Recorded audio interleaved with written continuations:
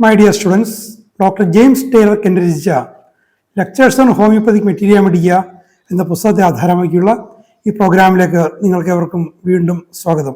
ഈ പരമ്പരയുടെ 241 എപ്പിസോഡിൽ കാലി അയോഡാറ്റം എന്ന അധ്യായത്തിൻ്റെ രണ്ടാമത്തെയും അവസാനത്തെയും ഭാഗമാണ് നമ്മൾ പരിഗണിക്കുന്നത്.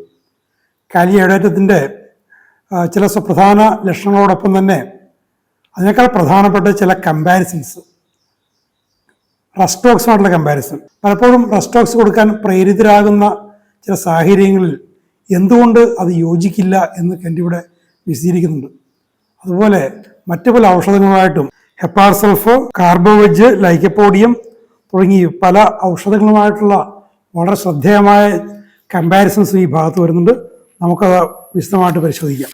Old gouty subjects who must keep in motion and must keep in the open air, who are always too warm and cannot endure any degree of warmth in the room, who suffer more from their gouty pains when keeping quiet, those who are fatigued when keeping quiet and can walk and move without fatigue in the open air, especially when it is cold, with enlarged joints, with restlessness, anxiety, nervousness, harshness of the temper and great irritability, alternating with weeping.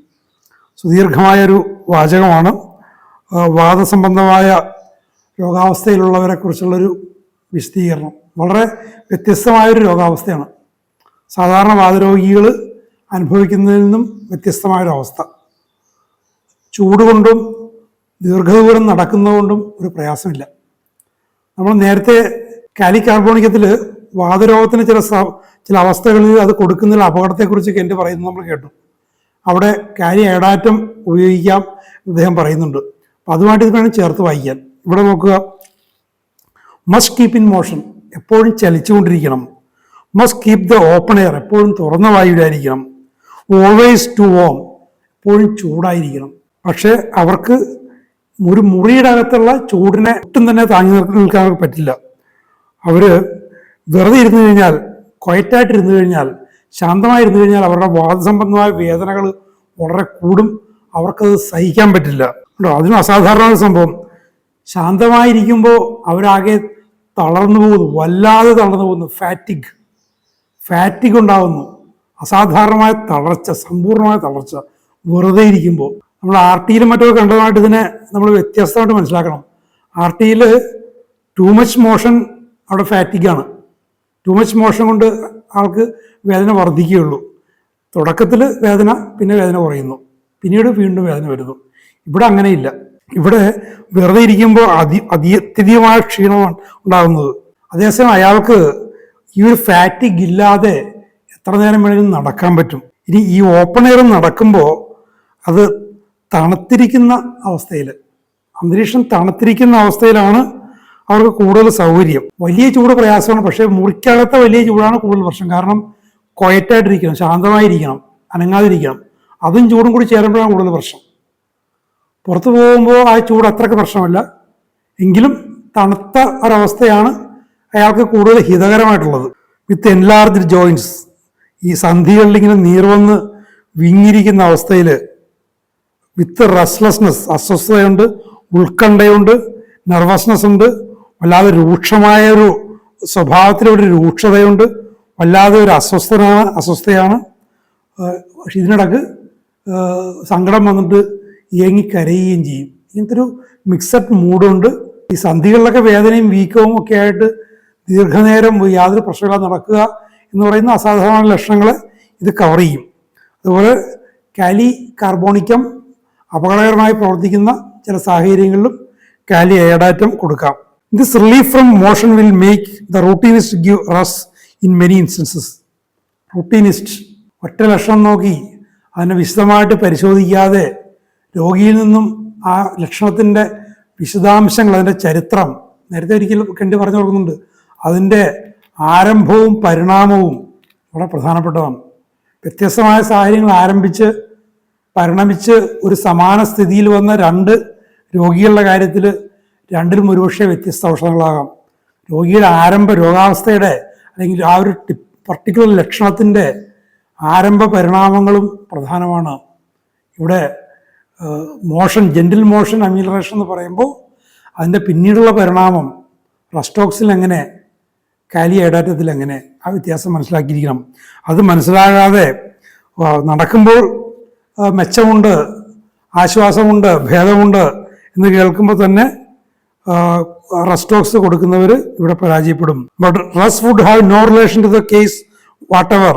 Remember, Rhus is a cold patient. മറ്റൊരു aspect പറയാം, Rhus ഒരു called patient ആണ്. ഇവിടെ അങ്ങനെയല്ല, always to warm. കാലിയൈഡാറ്റ എപ്പോഴും ചൂടായിരിക്കുന്ന ഒരാളാണ്. അപ്പോൾ റസ് ഒരു കോൾഡ് പേഷ്യൻ്റ് ആണെന്നൊരു സ്റ്റേറ്റ്മെൻറ്റ് റസിൻ്റെ അധ്യായത്തിൽ കെൻറ്റ് പറയുന്നില്ല. ആ സ്റ്റേറ്റ്മെൻറ്റ് ഇവിടെ വരുന്നത്.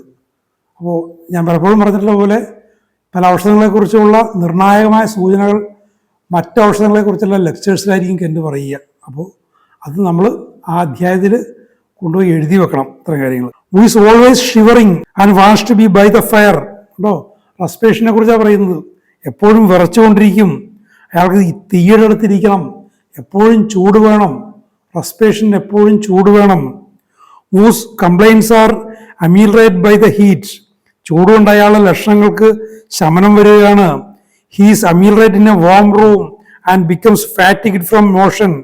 ഉണ്ടോ, റസ്റ്റോക്സ് ചൂടുമുറിയിൽ ആശ്വാസമാണ്, മോഷൻ കൊണ്ട് കൂടുതൽ ദീർഘനേരമുള്ള നടപ്പോ ചലനമോ കൊണ്ട് അയാൾക്ക് അത്യധികമായ ക്ഷീണമുണ്ടാകും. പക്ഷേ കാലിയൈഡാറ്റം പേഷ്യൻറ്റിന് ആ ഒരവസ്ഥയിലില്ല. Whereas കാലിയൈഡാറ്റം does not become fatigued from continued motion. The nose comes in for much trouble. ഇത് മൂക്കുമായിട്ട് ബന്ധപ്പെട്ട in all the syphilitic catarrhs they blow out great crust and piece of bone.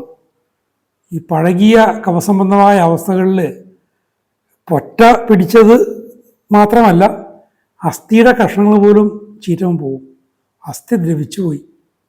അപ്പോൾ ഇവിടെയൊക്കെ നമ്മൾ കുഷ്ഠരോഗത്തിൻ്റെ അവസ്ഥകളുമായിട്ട് നമ്മൾ ചേർത്ത് വായിക്കണം.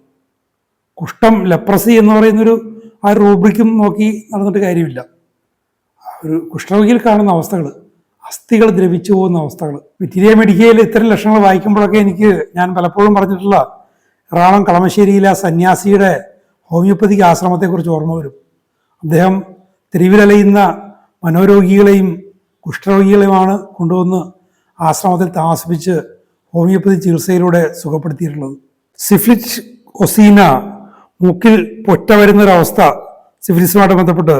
The bones of the nose are very sensitive to touch and becomes necrosed. മൂക്കിലെ അസ്ഥികൾ സ്പർശനത്തോട് വല്ലാതെ സംവേദനക്ഷമതയിലാണ്, തൊടാൻ പറ്റില്ല, തൊട്ടാൽ വേദന, തലവലിക്കും. അതേസമയം അസ്ഥികൾ ദ്രവിച്ചു പോകും, necrosis. And the nose flattens down and become soft. മൂക്ക് പതിഞ്ഞു പോകുന്നു, മൃദുവായിത്തീരുന്നു, അസ്ഥികൾ മൃദുലമായി തീരുന്നു. It is deprived of the bony frame work.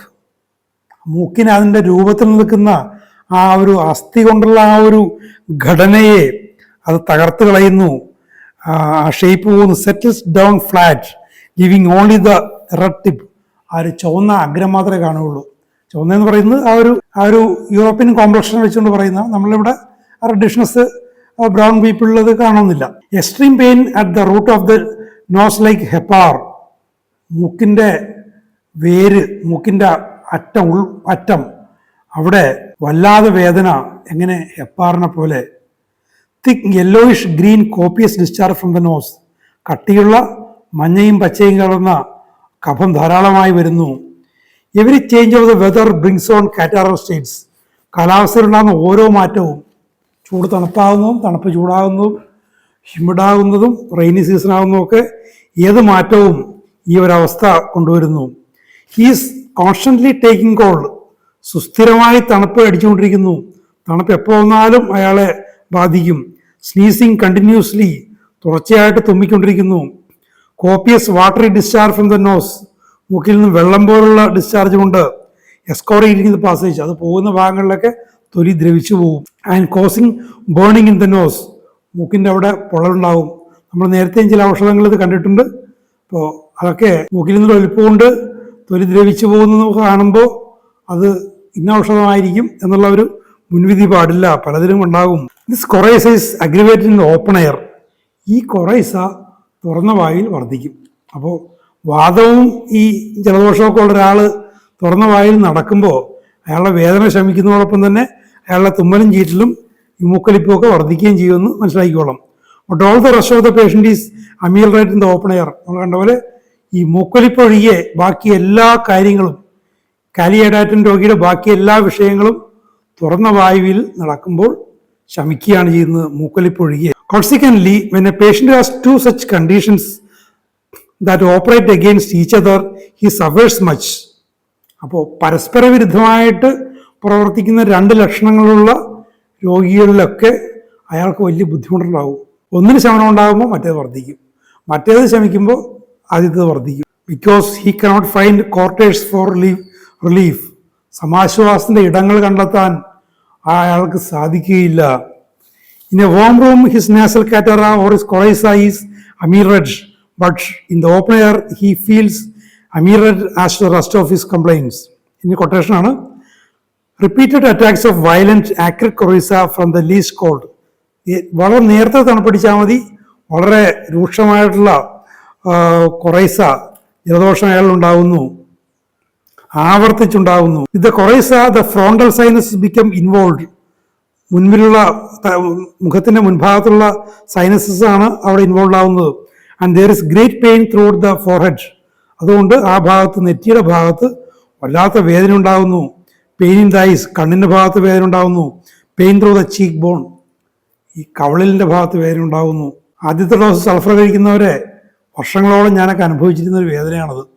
ഈ നെറ്റിയുടെ ഭാഗത്ത്, കവളിൻ്റെ ഭാഗത്തൊക്കെ സൈനസൈറ്റിസ്, അതിന് മരുന്ന് തരിക, അത് തന്നെ എത്രയോ വർഷം കഴിച്ചു. സൾഫർ ട്യൂഡറിൻ്റെ ഫസ്റ്റ് ഡോസിന് ശേഷം ഒരു രണ്ടാഴ്ചയ്ക്ക് ശേഷം അങ്ങനത്തെ ഒരു വേദന എനിക്ക് പിന്നീട് ഉണ്ടായിട്ടില്ല. In the throat, as you might suppose from its relation to syphilis and mercury, there is much trouble. തൊണ്ടയുമായിട്ട് ബന്ധപ്പെട്ട് ധാരാളം പ്രശ്നങ്ങളുണ്ട്. സിഫിലിസുമായിട്ടുള്ള ഇതിൻ്റെ ബന്ധവും മെർക്കുറീസുമായിട്ടുള്ള ബന്ധവും വെച്ച് നോക്കുമ്പോൾ അത് നമുക്ക് ഊഹിക്കാവുന്നതേ ഉള്ളൂ. Deep ulcers in the throat, ആഴത്തിലുള്ള വ്രണങ്ങളാണ് തൊണ്ടയുള്ളത്. ഓൾഡ് സിഫിലിറ്റിക് അൾസേഴ്സ്, പഴകിയ സിഫിലിറ്റിക് സ്വഭാവമുള്ള വ്രണങ്ങൾ. പെർഫറേറ്റിംഗ് അൾസേഴ്സ്, ഓട്ടയുണ്ടാക്കുന്ന, ദ്രവിച്ച് ഓട്ടയുണ്ടാക്കുന്ന, ഉള്ളിലേക്ക് തുളഞ്ഞു കയറുന്ന വ്രണങ്ങൾ. Eating away and destroying all the soft tissues, മൃദുലമായ കലകളെ മുഴുവൻ നശിപ്പിച്ചു കളയുന്ന, തിന്നുകളയുന്ന വ്രണങ്ങൾ. The uvula and the soft palate, കുറുനാവിനെയും ആ സോഫ്റ്റ് പലേറ്റിനെയും ഒക്കെ അത് ദ്രവിപ്പിച്ച് കളയും. അൾസറേഷൻ അപ്പോൾ ദ ടോൺസിൽസ്, ടോൺസിലിൻ്റെ മേലെയും വ്രണങ്ങളുണ്ട്. എൻലാർജ് ടോൺസിൽസ്, വിങ്ങിയ tonsils. Very painful sore throat, വേദനാജനകമായ തൊണ്ടവേദന, sore throat. Knots and knobs in the throat upon the mucous membrane, തൊണ്ടയിലെ ആ വഴുവഴുപ്പുള്ള ശ്ലേഷ്മസ്ഥലങ്ങളുടെ ഭാഗത്ത് കട്ടിയുള്ള മുഴകളുണ്ടാകുന്നു. Dryness of throat and enlarge tonsils, ഇത് കൊട്ടേഷനാണ്. തൊണ്ടയിൽ വരണ്ട അവസ്ഥയും വിങ്ങിയ ടോൺസിൽസും. വീണ്ടും കൊട്ടേഷനാണ്. Terrible pains at the root of the tongue at night, രാത്രിയിൽ നാവിൻ്റെ അടിഭാഗത്ത്, നാവിൻ്റെ തുടക്കത്തിൻ്റെ ഭാഗത്ത് വല്ലാത്ത ടെറിബിൾ പെയിൻ, അസഹനീയമായ ഭയങ്കരമായ വേദന. The whole pharynx, larynx, trachea and bronchial tube suffer from catarrhal conditions. ഇത്തരം ഈ കാറ്ററൽ കണ്ടീഷൻസ്, കഫസംബന്ധമായ പ്രശ്നം വരുമ്പോൾ തൊണ്ടയുമായിട്ട് ബന്ധപ്പെട്ട എല്ലാ ഭാഗങ്ങളിലും, സ്വനവേടകം, ശ്വാസനാളി, എല്ലാ സ്ഥലത്തും, ശ്വാസകോശത്തിലുള്ള നാളികളിൽ പോലും ഒരുപാട് പ്രശ്നങ്ങൾ. ഇൻഫ്ലമേറ്ററി കണ്ടീഷൻസ് വിത്ത് ഗ്രീനിഷ് ഡിസ്ചാർജ്, വീക്കം വന്നിട്ട് പച്ച നിറമുള്ള ഡിസ്ചാർജ് മൂക്കിൽ നിന്നും വായിൽ നിന്നും ഒക്കെ ഉണ്ടാകും. While all the external symptoms and the rest of the body symptoms are relieved in cold air and by the contact of external cold, internally cold things aggravate. ഇത് വീണ്ടും ഒരു കോൺട്രാസ്റ്റ്. നമ്മൾ നേരത്തെ കോൺട്രാസ്റ്റ് കണ്ടു, പുറത്ത് ജലദോഷം വർദ്ധിക്കുന്നു, ബാക്കിയെല്ലാം ശമിക്കുന്നു. ഇതേപോലെ അവിടെ ബാഹ്യമായ എല്ലാ ലക്ഷണങ്ങളും തണുത്ത വായു കൊണ്ട് ശമിക്കുമ്പോൾ അയാളുടെ ആന്തരിക അവയവങ്ങൾ, ശരീരത്തിൻ്റെ ഉൾഭാഗം, അത് തണുത്ത സാധനങ്ങൾ കൊണ്ട് വർദ്ധിക്കുന്നു. അതായത് ഒരു ഐസ്ക്രീം കഴിച്ചാൽ, തണുത്ത വെള്ളം കുടിച്ചാൽ അയാളുടെ ശരീരത്തിൻ്റെ ഉൾഭാഗങ്ങൾക്ക് പ്രശ്നമുണ്ടാകും. പക്ഷേ പുറത്ത് തണുപ്പുള്ള വായുവിൽ സഞ്ചരിക്കുന്നതുകൊണ്ട് അയാളുടെ ജലദോഷം ഒഴികെയുള്ള ബാക്കി പ്രശ്നങ്ങൾക്കെല്ലാം ശമനം ഉണ്ടാകുന്നു. ഇതും ഒരു കോൺട്രാസ്റ്റാണ്. ഇതും രോഗിയെ വല്ലാതെ ബുദ്ധിമുട്ടിക്കുന്ന ഒരു സാഹചര്യമാണ്. Cold milk, ice cream, ice water, cold drinks and cold food, cold things in the stomach aggravate all the symptoms. വയറ്റിൽ ചെല്ലുന്ന തണുത്ത എല്ലാ ഭക്ഷണപാനീയങ്ങളും അയാളുടെ എല്ലാ ലക്ഷണങ്ങളെയും വർദ്ധിപ്പിക്കുന്നു. Though he has an excessive thirst and will drink large quantities of water. വല്ലാത്ത ദാഹമുണ്ട്, അമിതമായ ദാഹമുണ്ട്, ധാരാളമായി വെള്ളം കുടിക്കും. If very cold it will make him sick. പക്ഷെ വല്ലാതെ തണുത്ത വെള്ളം കുടിക്കുന്നെങ്കിൽ അയാൾക്ക് കുഴപ്പമുണ്ടാവും. Kali iodatum has all the flatulence and belching of carbohydrate and lycopodium. ഈ ഏമ്പക്കം വിടലിൻ്റെ ആശാന്മാരാണല്ലോ ലൈക്കോപോഡിയവും കാർബോജും ഒക്കെ. അപ്പം അതുപോലുള്ള എല്ലാത്തരം വായു സംബന്ധമായ പ്രശ്നങ്ങളും കാലിയാഡേറ്റത്തിലും നമുക്ക് കാണാം. The glands all over the body becomes tumid, enlarged and hard. ശരീരത്തിലെ എല്ലാവിധ ഗ്രന്ഥികളും അത് വീർത്തു വരുന്നു, കട്ടിയാകുന്നു, നല്ല ഉറപ്പുള്ളതായിത്തീരുന്നു. എല്ലാവിധ ഗ്രന്ഥികളും. അപ്പോൾ ശ്രദ്ധിച്ചോളണം, ഏത് ഗ്രന്ഥിയും ഈ ഗണത്തിൽ വരാം. It has cured enlargement of the thyroid gland. ഉണ്ടോ? എല്ലാ ഗ്രന്ഥികളും എന്ന് ഞാൻ പറഞ്ഞതാണ്. തൈറോയിഡ് അടക്കം. ഇന്നിപ്പോൾ ഒത്തിരി പേരെ ബുദ്ധിമുട്ടിക്കുന്ന ഒരു പ്രശ്നമാണ് തൈറോയിഡ് ഗ്രന്ഥിയുടെ വീക്കം. നമ്മൾ നിരവധി ഔഷധങ്ങൾ അത് കവർ ചെയ്യുന്നുണ്ട്. കാലിയാഡേറ്റവും അതിൽ കവർ ചെയ്യും. പേഷ്യൻ്റെ ജനറൽ സിംറ്റംസ് എഗ്രി ചെയ്യുകയാണെങ്കിൽ സുഖപ്പെടുത്തും. ഞാൻ നേരത്തെ ഒരിക്കൽ പറഞ്ഞില്ലേ, നക്സിനെ കുറിച്ച് പറഞ്ഞപ്പോൾ തൈറോയിഡ് ക്യാൻസർ ആയിരുന്നു, സർജറി ചെയ്യണം എന്നൊക്കെ പറഞ്ഞ് റേഡിയേഷൻ ഒക്കെ ചെയ്യണം, അയഡിൻ തെറാപ്പി ഒക്കെ ചെയ്യണം എന്ന് പറഞ്ഞ കേസായിരുന്നു. ആ വ്യക്തിയുടെ ടോട്ടാലിറ്റി നക്സ് ആയിരുന്നു. 8 ഡോസ് നക്സ്. 2 മാസം കഴിഞ്ഞ് 2-3 മാസം കഴിഞ്ഞപ്പോൾ ഒരു ഡോസ് കൂടെ റിപ്പീറ്റ് ചെയ്തു 200. പിന്നെ ആ വ്യക്തി മരിക്കുന്നവരെ ഒരു പ്രശ്നം ഉണ്ടായിട്ടില്ല. അപ്പോൾ നിരവധി ഔഷധങ്ങൾ നമുക്കുണ്ട്. ജനറൽ സിംറ്റംസ് എഗ്രി ചെയ്ത് കഴിഞ്ഞാൽ അതിനെ സുഖപ്പെടുത്തിക്കൊള്ളൂ. അതിനോട് ചേർത്ത് കെൻ്റെ പറയാണ്, it may take this from iodine. ഇതിലൊരു അയഡിൻ കോമ്പണൻ്റ് ഉണ്ടല്ലോ, പൊട്ടാസ്യം അയഡൈഡ് ആണല്ലോ. ഈ അയഡിൻ കോമ്പണൻറ്റിൽ നിന്നായിരിക്കും ഈ ഹാർഡ്നെസ് വരുന്നതെന്ന് കെൻ്റെ പറയുകയാണ്. അത്തരം കാര്യങ്ങൾ പ്രസക്തമല്ല, അദ്ദേഹം സാന്ദർഭികമായിട്ട് പറയുന്നതെന്നേ ഉള്ളൂ. Very characteristics is the chronic inflammation of the urethra. യുറേത്രയുടെ മൂത്രാശയത്തിൻ്റെ പഴകിയ സുസ്ഥിരമായി നിൽക്കുന്ന വീക്കമാണ് വളരെ തനിമയുള്ളൊരു ലക്ഷണം. Following gonorrhoea. ഗൊണേറിയ തുടർന്ന് സംഭവിക്കുന്ന ഗൊണേറിയ വന്നു, എന്തെങ്കിലും തരത്തിൽ അതിനെ മാറ്റിയെടുത്തു. പക്ഷേ മൂത്രാശയത്തിൽ സുസ്ഥിരമായിട്ട് അയാൾക്കൊരു വീക്കം നിലനിൽക്കുന്നു. Where the discharge is thick and green. അപ്പം അതിൻ്റെ സ്വഭാവമാണ് കട്ടിയുള്ള പച്ച നിറമുള്ള ഓർ ഗ്രീനിഷ് യെല്ലോ, പച്ച കലർന്ന മഞ്ഞ നിറമുള്ള ഡിസ്ചാർജ് ഉണ്ട്. വിത്തൗട്ട് പെയിൻ, വേദനയില്ലാത്തത്. Inflammation of the testicles, syphilitic in character. ഒരു സിഫിലിറ്റിക് സ്വഭാവമുള്ള ഒരു വൃഷണവീക്കം. Pain and rawness in the larynx with the hoarseness awakens from construction of the larynx.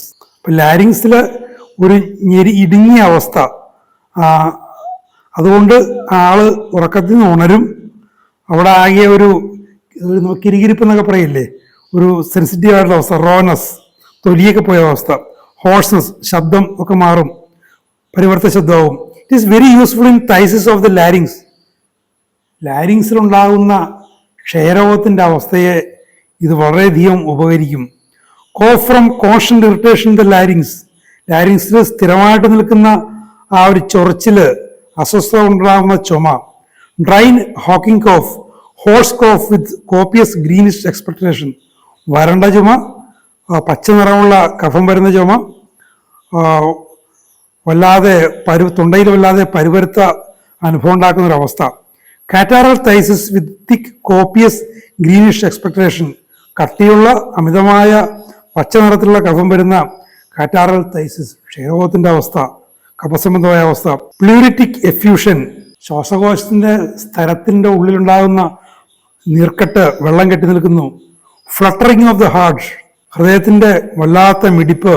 Palpitation on slight exertion or when walking, നടക്കുമ്പോഴോ ചെറിയൊരു അധ്വാനം ഉണ്ടാകുമ്പോൾ ഹൃദയം വല്ലാതെ മിടിക്കുന്നു. റാപ്പിഡ് പൾസ്, നാഡീസ്പന്ദനങ്ങൾ വളരെ വേഗത്തിലാകുന്നു. Not only in old gouty troubles but in patients threatening phthisis and in old malarial troubles this medicine will be of great service. അപ്പോൾ നമ്മൾ നേരത്തെ കണ്ട പോലെ വാതരോഗത്തിൻ്റെ അവസ്ഥയിൽ മാത്രമല്ല കാലിയഡേറ്റം വലിയ സഹായം ചെയ്യുന്നത്. ക്ഷയരോഗത്തിൻ്റെ ഭീഷണി നിലനിൽക്കുന്ന സാഹചര്യങ്ങളിൽ, പഴകിയ മലേറിയൽ കംപ്ലൈൻസ് ഉള്ളവരിലൊക്കെ വലിയ സഹായമാണ് കാലിയഡേറ്റം ചെയ്യുന്നത്. It cures sciatica when the pain is sharp from the hip down worse lying, sitting or standing and better walking. Sciatical നാഡിയിലുണ്ടാകുന്ന വീക്കം, വേദന, ആ ഒരു ഇടുപ്പലിൻ്റെ ഭാഗത്തു നിന്നും താഴേക്ക് ഇങ്ങനെ മിന്നുന്ന പോലെ സഞ്ചരിക്കുന്ന പോലുള്ള വേദന കിടക്കുമ്പോൾ വർദ്ധിക്കുന്നു, ഇരിക്കുമ്പോൾ വർദ്ധിക്കുന്നു, നിൽക്കുമ്പോൾ വർദ്ധിക്കുന്നു, നടക്കുമ്പോൾ ശമിക്കുന്നു. അത് കാലിമോറിൻ്റെ പൊതു അവസ്ഥ. You may go to the best side of a patient who is suffering from what she calls hives. Hives എന്ന് താൻ വിളിക്കുന്ന പ്രശ്നങ്ങളുള്ള ഒരു രോഗിണിയുടെ കിടക്കക്കരികിൽ നിങ്ങൾ പോകുന്നു. ശരീരം മുഴുവൻ ഇങ്ങനെ പരുക്കുണ്ടായൊരവസ്ഥ. You will find she is covered from head to foot with an eruption that forms great nodules. ശരീരം മുഴുവൻ അടിമുടി ചെറിയ പരുക്കുണ്ടായിട്ട് അത് വലിയ കല്ലിപ്പ് പോലെ ആയിട്ട് മാറുന്നു. She is fairly burning up from head to foot. അടിമുടി പൊള്ളുകയാണ്, ഒരുവിധം നല്ല പൊള്ളലുണ്ട്. She cannot enjoy any covering. അത് വസ്ത്രം ധരിക്കാൻ പോലും ആ സ്ത്രീക്ക് പ്രയാസമായിരിക്കും. The heat of her body is intense yet she has no rise of temperature. അവരനുഭവിക്കുന്ന ഉഷ്ണം വല്ലാതെ ഉണ്ട്, പക്ഷേ തെർമോമീറ്റർ വെച്ചോ കൈകൊണ്ട് തൊട്ട് നോക്കിയാൽ താപനില വർദ്ധിച്ചായിട്ട് കാണുന്നില്ല. അവരുടെ അനുഭവം, ഹോമിയോപ്പതിയിൽ അതാണല്ലോ പ്രധാനം, രോഗിയുടെ അനുഭവം. വല്ലാത്ത ചൂട് അനുഭവിക്കുന്നുണ്ട്, പക്ഷേ തൊട്ട് നോക്കുന്നവർക്ക് ചൂടില്ല. ഞാൻ നേരത്തെ പറഞ്ഞിട്ടുണ്ടോയെന്നറിയില്ല, ഒരു രോഗിയുടെ അന്തിമ അവസ്ഥയിലെത്തിയ രോഗിയുടെ ഒരു സ്ഥിതി വല്ലാത്ത അസ്വസ്ഥതയാണ്. പനിയുണ്ടെന്നാണ്, വല്ലാത്ത പനിയുണ്ട്, എനിക്ക് എന്തെങ്കിലും മരുന്നുതാ എന്നാണ് പറയുന്നത്. അപ്പോൾ പരിചരിക്കുന്ന ഒരു നേഴ്സ് വന്നിട്ട് തെർമോമീറ്റർ വെച്ച് നോക്കി, കൈ കൊണ്ട് തൊട്ട് നോക്കി, പനിയൊന്നുമില്ല, മരുന്ന് വേണ്ട, പക്ഷെ വല്ലാത്ത പ്രയാസമാണ്. അങ്ങനത്തെ ഒരു രോഗിയെ ഞാൻ ഒരു ഹോമിയോപ്പതി ഡോക്ടറെ വിളിച്ചുകൊണ്ടുവന്ന് കാണിച്ച്, ട്യൂബർക്കുലീനമായിരുന്നു ഇൻഡിക്കേറ്റ് ചെയ്തത്, ഒരു ഡോസ് കൊടുത്തു, അയാളുടെ അസ്വസ്ഥതയൊക്കെ മാറി. പക്ഷേ ക്യൂറബിൾ കണ്ടീഷൻ ആയിരുന്നില്ല, അത് പാലിയേറ്റീവായിട്ടാണ് ആക്ട് ചെയ്തത്. കുറേ കഴിഞ്ഞ് ആൾ മരിച്ചുപോയി. ശാന്തമായിട്ട് അസ്വസ്ഥതയൊന്നുമില്ലാതെ ആൾ സുഖമരണം അയാൾക്ക് കിട്ടി. അപ്പോൾ അവരുടെ അനുഭവങ്ങളാണ് പ്രധാനം. വല്ലാത്ത ചൂടുണ്ടെന്ന് പറയുന്നു, തൊട്ട് നോക്കുന്നവർ ടെമ്പറേച്ചർ ഇല്ല, ചൂട് അനുഭവിക്കുന്നില്ല, ഒരു പ്രശ്നമില്ല എന്ന് പറയുന്നതിൽ അർത്ഥമില്ലല്ലോ. Rough nodal manifestation all over the skin. തൊലിയിൽ മുഴുവൻ കല്ലിപ്പുകൾ. A condition that will go a in a few hours. ഏതാനും മണിക്കൂറുള്ളത് പോകും. But in a few days, weeks or months come back again. ഈ തൊലി മുഴുവൻ ഇങ്ങനെ കല്ലിപ്പുകൾ പോലെ, കട്ട പോലെ, മുഴകൾ പോലെ വരും, പെട്ടെന്ന് പോകും. പക്ഷേ ഏതാനും ദിവസങ്ങൾക്ക് ശേഷമോ ആഴ്ചകൾക്ക് ശേഷമോ അല്ലെങ്കിൽ മാസങ്ങൾക്ക് ശേഷമോ അത് വീണ്ടും വരും. A single dose of a very high potency of kali iodatum will turn things into order. ഇത്തരം അവസ്ഥകളിൽ ഒരു വളരെ ഉയർന്ന പൊട്ടൻസിയുള്ള ഒരു ഡോസ് കാലിയോഡേറ്റം ആ രോഗിയുടെ സ്ഥിതിയെ ക്രമത്തിലാക്കും. In persons subject to those hives and they will not come again. ഇത്തരം ഹൈവ്സ് എന്നവർ പറയുന്ന ശരീരം മുഴുവൻ ഈ പരുക്കളും മുഴകളൊക്കെ ഉണ്ടാകുന്ന അവസ്ഥയെ സഫീഷ്യൻ്റ്ലി ഹൈ പൊട്ടൻസിയുള്ള കാലിയോഡേറ്റം ഒരു ഡോസ് കൊടുത്തു കഴിഞ്ഞാൽ അവർ സുഖപ്പെടും. അപ്പോൾ ഇതോടുകൂടി കാലിയോഡേറ്റം എന്നുള്ള അധ്യായം അവസാനിക്കുകയാണ്. ചെറിയൊരു അധ്യായമാണെങ്കിൽ പോലും വളരെ ഫലപ്രദമായ, ശ്രദ്ധേയമായ, വൈരുദ്ധ്യങ്ങളുള്ള ലക്ഷണങ്ങളുള്ള ഒരു ഔഷധമാണ്. ശരിയായിട്ട് പഠിക്കുക. വാതരോഗികൾക്കും മറ്റുമൊക്കെ വളരെയധികം ഉപകരിക്കുന്നതാണ്. അതുപോലെ ക്ഷയരോഗം ഒക്കെ ഉള്ള ഒരുപാട് ആളുകൾക്ക് ഇത് ഉപകരിക്കും. ശരിയായ രീതിയിൽ മനസ്സിലാക്കി പഠിക്കുക. ഇതുകൊണ്ടുള്ള കമ്പാരിസൺസ്, വിശേഷം റസ്റ്റോക്സുമായിട്ടുള്ള കമ്പാരിസണൊക്കെ ശരിയായ വിധം മനസ്സിലാക്കുക. തെറ്റിപ്പോകാതെ പ്രിസ്ക്രൈബ് ചെയ്യാൻ ശ്രദ്ധിക്കുക. നമുക്ക് അടുത്ത എപ്പിസോഡിൽ നമുക്ക് കാലി മൂറിയാറ്റിക്കം എന്ന അധ്യായം ആരംഭിക്കാം. Thank you very much for watching.